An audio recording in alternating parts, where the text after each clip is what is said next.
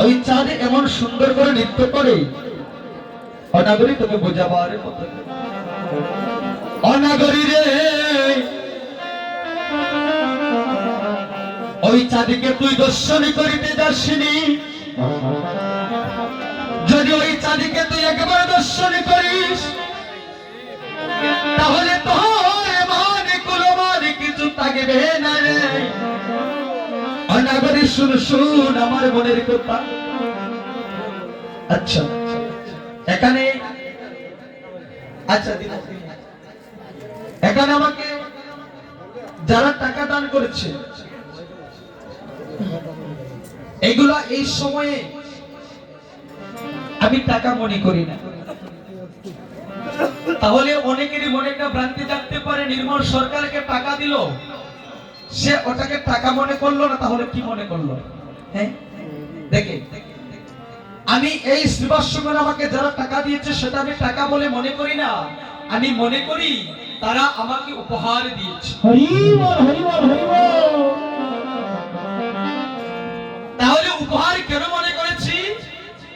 যে এই জগতের পক্ষে 1000 টাকা লক্ষ টাকা যদি হয় আর উপহার যদি 1 টাকার হয়, উপহার কখনো টাকার রক্ষে বিচার হয় না।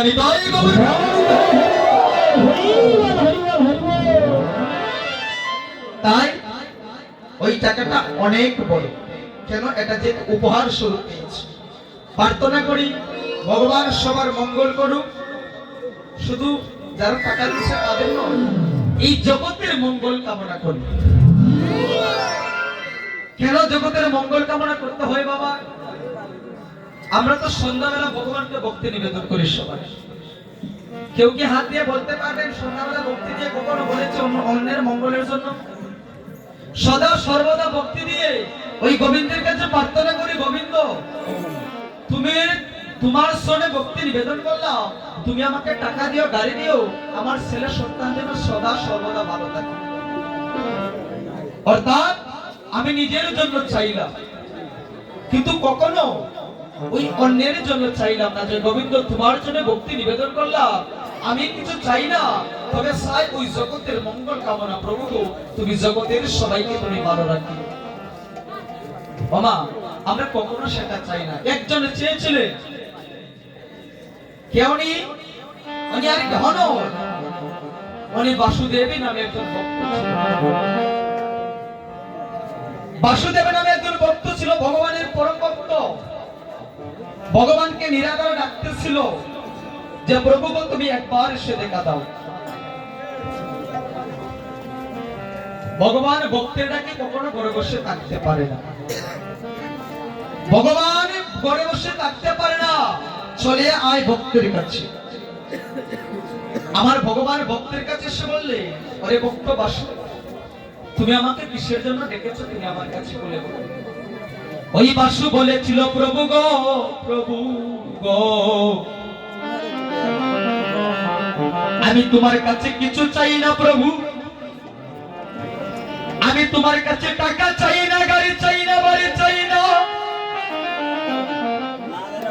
ও প্রভু গো আমি যা তোমার কাছে আজ চাইব, ও প্রভু তুমি তাই আমাকে দিতে পারিবে না। কেমন কথা? ভগবানকে বলছে, প্রভু আমি যা তোমার কাছে আজ চাইব তুমি সেটা আমাকে দিতে পারবে না। এটাবার কেমন চাওয়া চাইবে? হে বাসু এই জগতে আমি ঈশ্বর পরম কৃষ্ণ সচ্চিদানন্দ বিগ্রহ অনাদিরাদি গোবিন্দ যিনি সর্বকারণের কারণ, যার আঙ্গুলের ইশারা ছাড়া একটা শুকনা গাছের পাতা পর্যন্ত করে না, আর একজন ভক্ত ভগবানের কাছে চাইবে, সে কি দিতে পারবে না? ও বাসু তুমি আমার কাছে চাও, তুমি যা চাইবে আমি তাই দেব। ও বাসু বলল, প্রভু গো যদি তুমি দিতে হয় তাহলে আমাকে দাও। ও প্রভু গো ওই জগতের বৃক্ষাদি তরুলতা কীট পতঙ্গ পশু পাখি সবাই তো পাপের কারণে এমন হয়েছে। বলছে, হে বাসু পাপের কারণে। তাহলে প্রভু তোমার কাছে আমি কিছু চাই না, ওই তাদের যত পাপ আছে ওই সব পাপ, তাদের পাপ আমার মস্তকে ধারণ করে তুমি ওই সবাইকে উদ্ধার করে দাও প্রভু।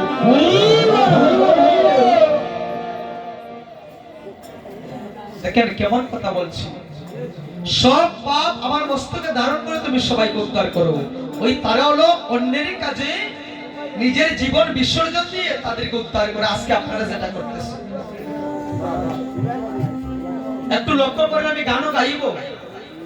এই যে হরিনাম কীর্তন আয়োজন করেছেন, আমি সর্বপ্রথমে সবার চরণে প্রণাম জ্ঞাপন করছি। আপনারা বৈষ্ণব জন কেন কথাটি বললাম? ওই কীর্তনের দ্বারা কিন্তু অনেক মানুষ উদ্ধার হয়। পাপাচারী, দুরাচারী, এমনকি শ্রীমতী রাধারানীও ওই প্রেম ঋণ থেকে উদ্ধার হয় এই ভক্তের হরিনাম যজ্ঞের দ্বারা। আপনাদের কারণে বৃক্ষদিকল তরুলতা কীট পতঙ্গ পশুপক্ষী সবাই উদ্ধার হয়। তাহলে আপনারা তো কষ্ট করে হরিনাম যজ্ঞের আয়োজন করেছেন, আপনারা বৈষ্ণবজন, জ্ঞানীজন, আপনাদের জন্য আশীর্বাদ করি। আপনার প্রতিটা বৎসরে বৎসরে এমন হরিনাম কীর্তন দান করে আমাদের মতো কলিহত জীবকে উদ্ধার করে নিতে হয়। হরি বল।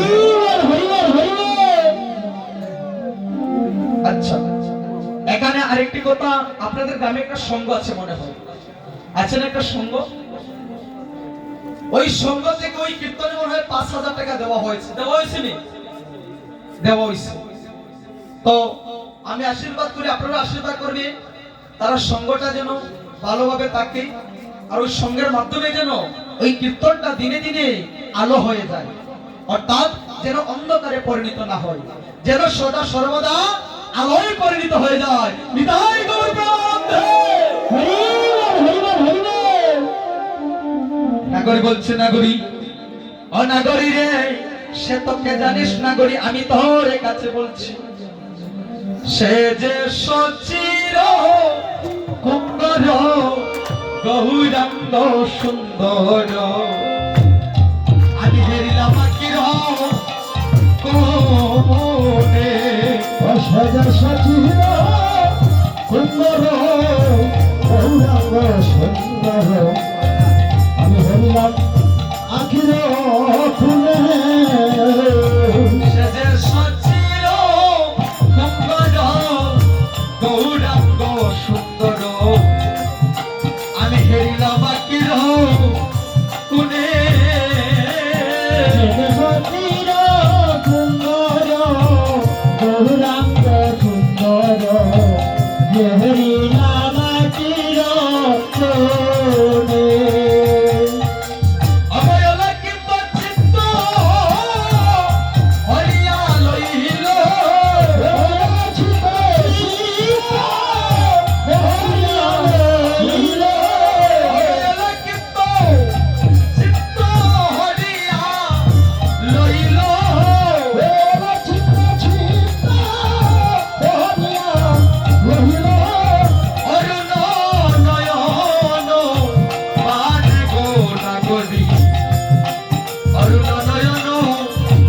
কোনে।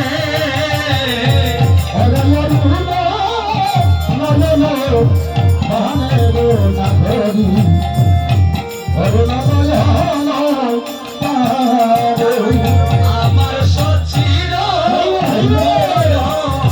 গৌরাঙ্গ সুন্দর, হেরিলাম আকির কোনে, গৌরাঙ্গ সুন্দর, হেরিলাম আকির কোনে।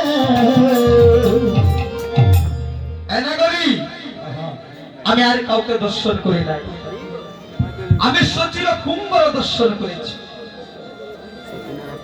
তাহলে সচির কুঙ্গর, কুঙ্গ শব্দের অর্থ কি? অমা কুঙ্গর কি গো? আপনারা কেউ জানেন না?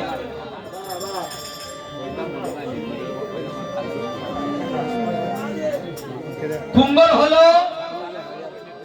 একটা মায়ের সন্তানকে কুঙ্গর বলা হয়। একজন মায়েরকে কুঙ্গর সন্তানকে কুঙ্গর বলা হয়, অর্থাৎ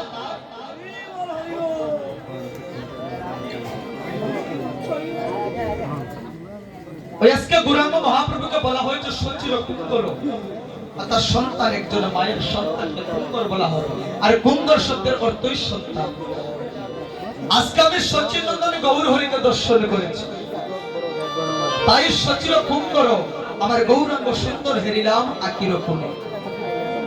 তাহলে নগরী শুধু তাই নয়, ওই সন্তান সবার সাথে কথা কয় না, তাহলে কার সাথে কথা বলে? শুন, আমি মরম তোর কাছে বলছি, মরম কইনো তোরে গো পাগলি